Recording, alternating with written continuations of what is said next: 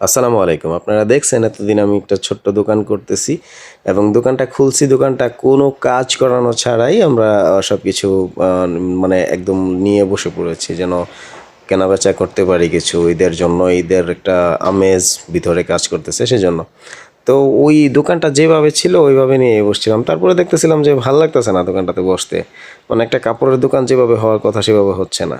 তো ডেকোরেশন করার জন্য কিছু সিলিং-টিলিং কিনে এই লোক ডাইকা নিয়া ডেকোরেশন করাইলাম সিলিংয়ের। আর পাশাপাশি ইলেকট্রিক যে কাজগুলো ওইগুলো আমি করে নিলাম। লাইটিং-টাইটিংয়ের কাজগুলো আমি নিজে যেহেতু ইলেকট্রিক কাজ জানি। তো পাশাপাশি হচ্ছে আমরা যে মিস্ত্রি নিছিলাম ওনারা হচ্ছে রাত্র ১টা পর্যন্ত কাজ করে আমাদের কাজ শেষ করছে। যাই হোক সেদিন আমার আর ওই যে এই বোর্ডগুলা লাগানো হয় নাই, র্যাকের বোর্ডগুলা। তো ওরা পরের দিন সকালে আসছে র্যাকের বোর্ডগুলা লাগানোর জন্য। কারণ হচ্ছে একটা কাপড়ের দোকান অন্তত একটা মিনিমাম একটা গর্জিয়াস না হোক অন্তত দেখার মতো লাগতে হয়। সো আপনারা জানেন। তো যাই হোক এই বোর্ডগুলা ওরা কাটতেছে আর ওরা হচ্ছে অনেক স্লো একটু, যদিও তারপর খারাপ করে নাই, কাজ খুব ভালো করছে। আবার একেবারে আহামরি ভালো করছে সেটাও বলবো না, ভালো করছে। তো যাই হোক ওরা হচ্ছে এই যে সুন্দর করে বোর্ডগুলো লাগাইছে, বোর্ডগুলো অনেক সুন্দর লাগতেছে আমার এখন দোকানটা।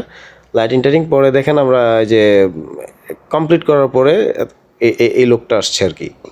তারপর আমার দোকানে যাই কম টম মাল আছে ওইগুলোই আমি সাজায় রাখছি যেভাবে রাখার দরকার।